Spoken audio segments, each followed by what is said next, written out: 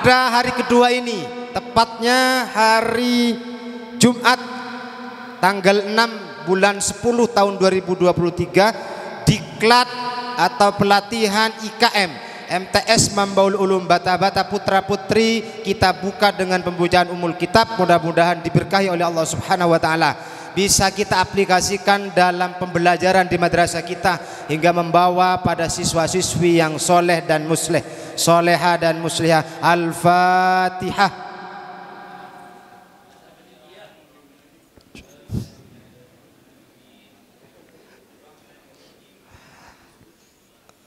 Terima kasih, mudah-mudahan barokah. Perlu diketahui rupanya Bapak Doktor kemarin ada lompatan materi yang cukup jauh.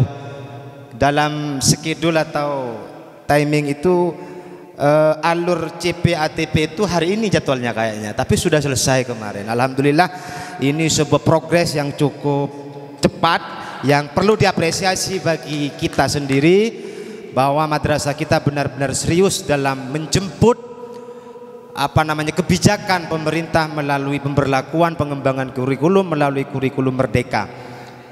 Maka karena terjadi lompatan materi yang cukup dinamis itu, kiranya pada hari ini akan menjadi poin pembahasan dalam model-model pembelajaran di kurikulum merdeka, sekaligus hal-hal lain yang berkaitan dengan hal tersebut. Di antaranya nanti ada praktek metode dan model pembelajaran yang relevan dengan kurikulum merdeka. Dan materi yang besok mungkin akan juga diselesaikan pada hari ini, namun bukan berarti hari besok itu dipangkas, tidak ada. Karena ini adalah murni diklat secara mandiri, bukan proyek. Kalau proyek biasanya Pak, daftar hadirnya 4 hari, kegiatannya 2 hari, itu sudah biasa. Tapi karena kita berangkatnya dari asas kesadaran, insya Allah ya, guru-guru kita Pak ini bermacam-macam. Yang pakai kacamata itu Pak orangnya cukup nyentrik ya. Beliau punya aliran seni yang cukup deras Pak. Dalam tanda kutip aliran seni Pak.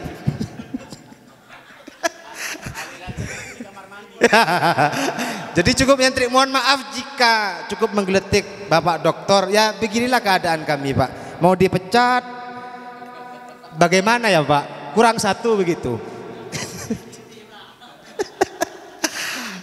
Jadi ini saya sampaikan tidak serius biar agak suasananya lebih mencair begitu. Guna efisiensi waktu, kontrak forum tetap boleh merokok asalkan jangan sampai mengganggu pemateri. Jadi nanti kalau presentasi pakai rokok sebureki pemateri. Jangan sampai seperti itu. Jadi kalau presentasi jangan dibawa rokoknya ke depan, jaga kebersihan, kita dengarkan dengan baik seksama. Mohon apapun nanti yang diinstruksikan oleh narasumber kita ikuti sebagai bentuk kesungguh-sungguhan dari kita untuk mengawal perubahan kurikulum yang diberlakukan oleh pemerintah ini. Saya beri waktu seluas-luasnya kepada beliau untuk memulai acara ini secara floor dan penuh. Saya pasrahkan forum ini kepada beliau. Waktu dan tempat kami haturkan. Terima kasih. Assalamualaikum warahmatullahi wabarakatuh. Yang ustadzah belum menjawab ustadzahnya. Ustadzah, assalamualaikum warahmatullahi wabarakatuh. Karena kalau ustadzah belum jawab salam saya itu rasanya saya nggak bisa tidur nanti ustadzah. Bismillahirrahmanirrahim. Hamdan wa syukran lillah, wassalatu wassalamu ala rasulillah Sayyidina Muhammad ibni Abdillah. La haula wa la quwata illa billah. Rabbi syrah li sadri wa yassir li amri wahlul 'uqdatam min lisani yafqahu qauli. Sehat semua Bapak Ibu? Alhamdulillah luar biasa.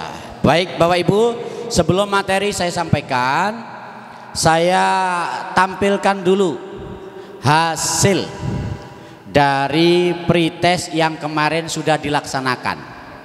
Nah gitu ya. Hasil pretestnya rata-rata 45,18. Tidak apa-apa Bapak Ibu, pretest kok.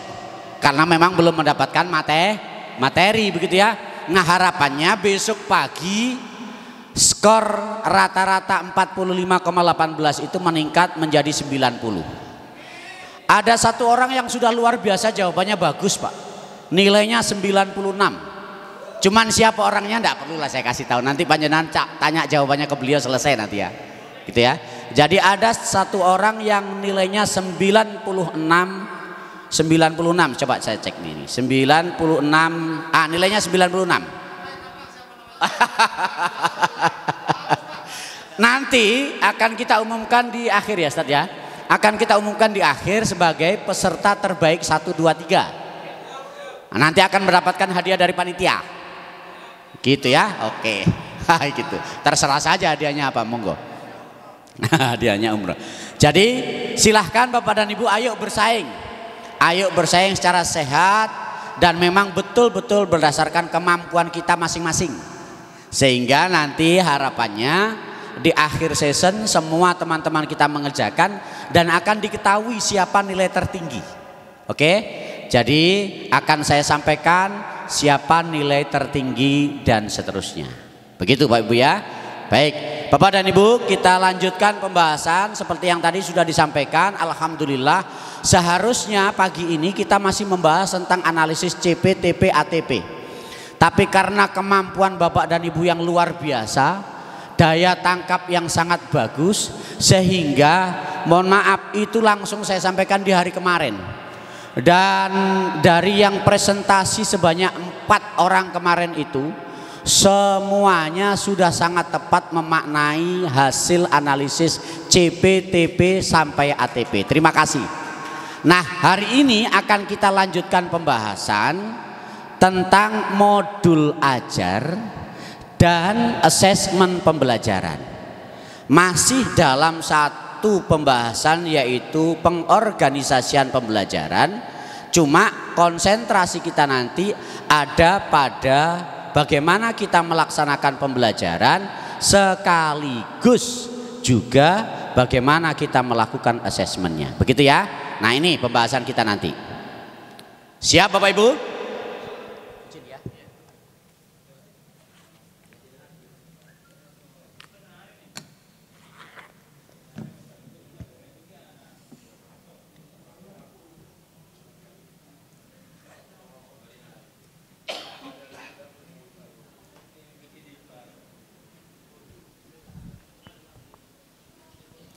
Izin mohon maaf kalau agak sedikit terbatuk-batuk karena memang ini penyakit tahunan yang sampai sekarang belum bisa sembuh, tidak tahu kenapa. Padahal saya sudah berhenti merokok. Saya juga perokok Pak awalnya.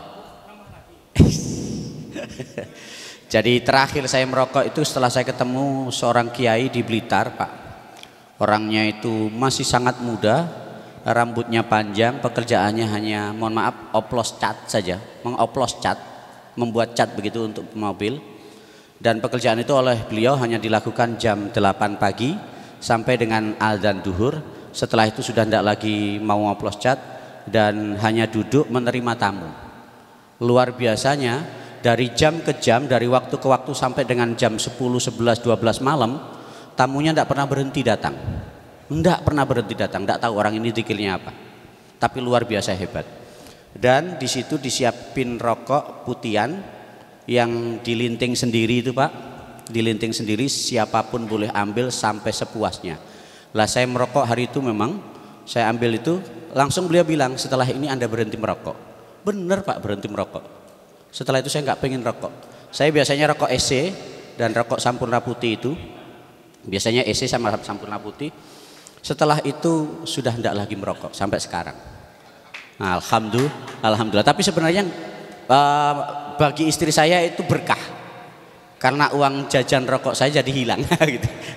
Tapi bagi saya musibah karena uangnya pun juga tidak kembali ke saya begitu ya, kembalinya ke istri gitu. Itu Bu. Jadi memang untuk ibu-ibu itu berlaku penambahan, tidak berlaku pengurangan. Begitu ya Bu ya. Kalau soal uang itu bagi ibu-ibu tidak berlaku pengurangan, hanya berlaku penambahan. Berlaku perkalian, tidak berlaku pembagian. Iya Bu ya. Kalau saya bagi ke janda 1, janda 2, janda 3 itu kayaknya nggak boleh. Kayaknya nggak boleh ya Pak ya. Atau saya bagikan kepada siapa begitu kayaknya nggak boleh begitu ya. Luar biasa emang, itulah istri saya gitu, istri saya gitu. Dan saya yakin juga istri-istri yang lain sama begitu ya. Oke. Begitu Pak, alhamdulillah. Atau dan hari ini insya Allah pembahasan kita tentang pembelajaran berdiferensiasi. Oke ya. Papan tulis Pak Hari. Nah, papan tulis. Sudah sama. Ini materi ini sudah ada di slide yang kemarin. Ini kelanjutannya. Jadi di situ kan ada pembahasan 1, pembahasan 2, pembahasan 3. Insya Allah sampai 3 pembahasan. Oke, halo Indonesia. Indonesia ekspresikan. Ayo ekspresikan. Kalau Indonesia jaya, Bu. Jayanya ke sini apa ke sini? Kalau ibu-ibu sukanya narik apa muncul? narik ya. Bu, begini ya Bu ya, tangannya ke atas. Oke, siap. Indonesia. Indonesia. NKRI. Ada ibu-ibu yang sukanya begini Pak ternyata Pak. Kayaknya kalau nggak begini nggak mantap ya Bu ya. Oke, sip. Apa kemarin terakhir? Mambaul Ulum ya? Mambaul Ulum ya, betul ya? Mambaul Ulum. Oke, baik. Mambaul Ulum mantap gitu ya. Mambaul Ulum mantap. Bata-bata apa? Bata-bata oke. Oke, berarti 4 ya. 4 ya Bu. Indonesia. Indonesia. NKRI. Mambaul Ulum. Bata-bata. Wah, luar biasa. Aplaus untuk kita semuanya. Nah ini. Baik. Bapak Ibu sekalian, materi pertama kita untuk hari ini adalah pembelajaran berdiferensiasi. Secara teoritis ini pengertian pembelajaran berdiferensiasi menurut Carol Ann Tomlinson. Bapak Ibu tidak perlu bingung, ini siapa lagi begitu, atau teori apa lagi. Kalau dulu ketika Kurtilas kita kenal 5M, pendekatan sains, betul ya, pendekatan saintifik. Sekarang pendekatan saintifik ditenggelamkan Bapak Ibu, dalam artian sudah mulai jarang diterapkan oleh Bapak dan Ibu guru di madrasah. Padahal itu masih tetap bagus untuk bisa kita terapkan. 4C, masih ingat 4C? Di kurikulum 13, komuni, kritikal, kolaborasi, betul ya? Kolaborasi, critical thinking, kreativitas, itu menjadi pembelajaran yang bercirikan di dalam kurikulum 13. Sampai saat ini pun boleh tetap diterapkan. Ditambah lagi pengetahuan kita tentang pembelajaran berdiferensiasi dengan satu harapan, semakin bervariasi apa yang bisa kita laksanakan di depan kelas. Jadi kata kuncinya, semakin banyak teori belajar yang kita pahami, tidak untuk menegasikan, tidak untuk menjelekkan, gitu ya, tidak untuk kemudian menenggelamkan teori belajar yang sudah ada, tetapi justru semakin menambah variasi pengetahuan kita tentang pembelajaran, begitu ya. Maka hari ini kita bertambah satu lagi pengetahuan kita tentang diferensiasi pembelajaran, atau pembelajaran yang mengakomodir semua perbedaan yang ada pada siswa-siswi kita. Seperti yang kemarin sudah saya sampaikan, anak kita itu tidak semuanya suka matematika, betul toh? Tidak semuanya suka PAI. Ada anak yang suka matematika tapi tidak terlalu unggul di PAI. Ada yang IPA, matematikanya tidak bisa tapi PAI-nya luar biasa. Ada anak kita itu yang pada mata pelajaran tidak suka tapi gambarnya luar biasa. Bodohkah mereka? Tidak. Mereka passionnya, sukanya, kemampuannya memang ada di situ. Karena itu mereka yang berbeda, bagaimana caranya tetap belajar. Bagaimana caranya tetap belajar. Ini yang dimaksud dengan pembelajaran berdiferensiasi yang ditulis oleh Carol Ann Tomlinson itu. Maka saya sangat yakin di madrasah kita ini anak-anak yang berbeda-beda itu semuanya sudah kita akomodir untuk belajar. Apa saja perbedaan yang terjadi, sangat mungkin anak-anak kita itu berbeda di kontennya. Jadi kata kunci pertama, kita harus pahami bahwa peserta didik kita itu tidak semuanya paham pada satu materi. Betul ya? Konten yang mereka punya sangat mungkin berbeda.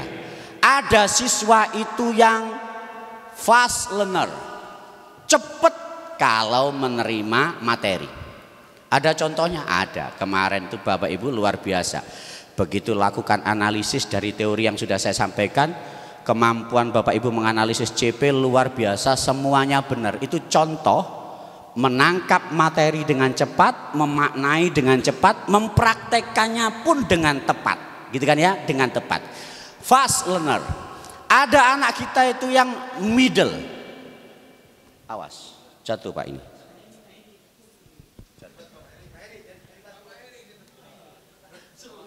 Mungkin bisa ditambah satu lagi untuk mejanya Pak.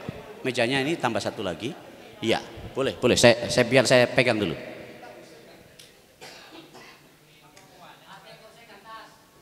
Yang kemarin itu juga hampir jatuh. Saya tahan dengan kaki.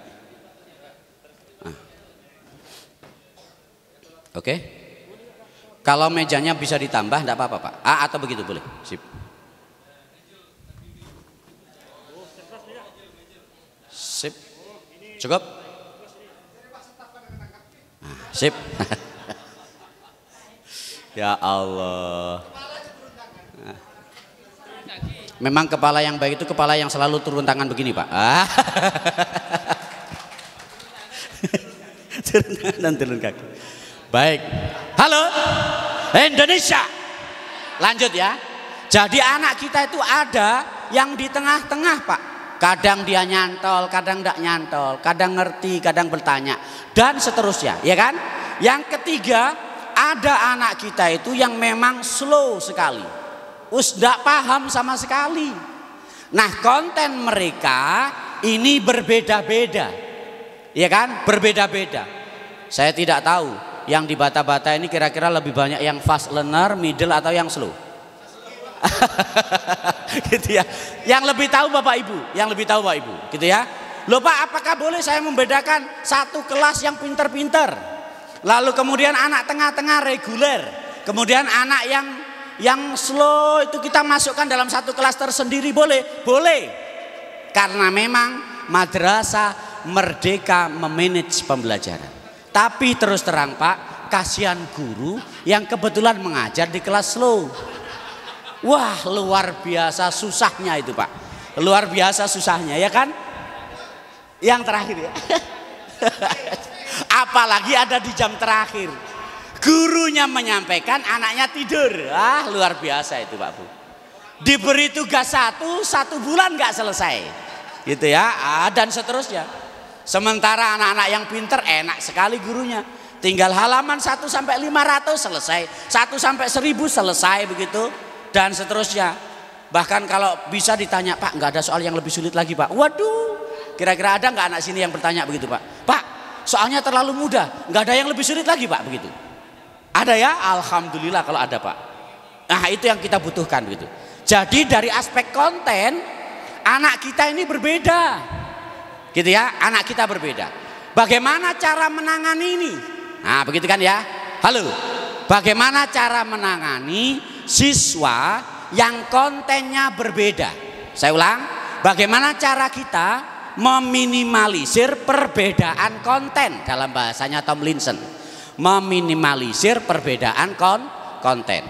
Maka Bapak dan Bu, ketika kita dapati siswa kita yang slow learner di sini, sampai ada siswa yang paling pintar, maka mulailah materi dari yang paling mudah sampai pada materi yang paling sulit. Mulailah materi yang paling sederhana sampai pada materi yang paling rumit sekalipun. Berarti ketika menyampaikan materi, usahakan Bapak dan Ibu sampaikan dari materi paling dasar. Halo, sampaikan dari materi yang paling dasar. Beranjak lagi lebih tinggi lagi kemampuannya, beranjak lagi lebih tinggi kemampuannya sampai pada materi yang paling sulit sekalipun. Ibaratnya kata Tomlinson, kita harus sadari anak kita sekarang sedang ada di lantai bawah. Dia akan naik ke lantai 2 gedung ini. Maka lihat, ketika ingin naik dari lantai bawah ke lantai 2 selalu dibutuhkan anak tangga, anak tangga, anak tangga sampai ke lantai 2. Maka anak tangga itu adalah tahapan-tahapan bagaimana cara kita menyampaikan materi dari mulai yang paling dasar sampai pada materi yang diinginkan, sampai pada materi yang dituju. Maka mulailah materi dari yang paling mudah sampai yang paling sulit. Bertahap, bertahap, bertahap sampai siswa kita paham. Pak, ternyata setelah saya lakukan ini hasilnya tidak bagus, Pak.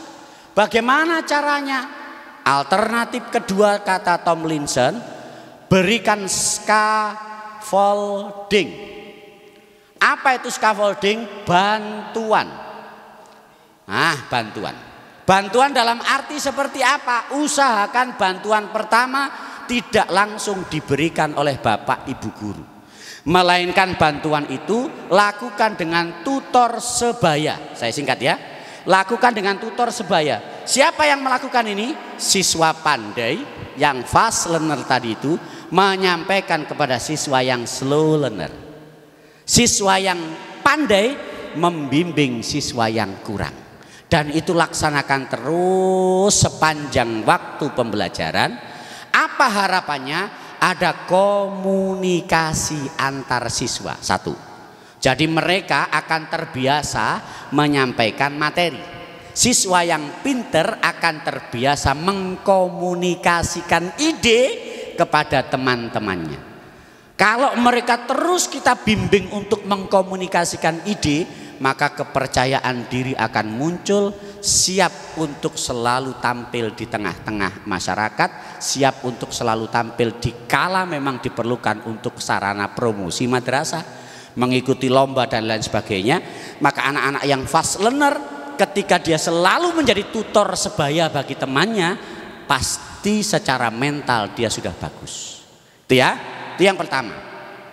Jika ini tidak bisa, kata Tomlinson, barulah guru melakukan pembinaan secara langsung maupun pembinaan secara tidak langsung.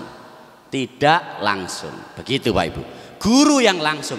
Lek siswanya sudah tidak lagi ngatasi bahasa Jawanya, siswanya sudah tidak lagi mampu menyampaikan kepada temannya, maka yang terakhir Bapak dan Ibu guru secara langsung memberikan pembinaan. 1. Berikutnya yang kedua.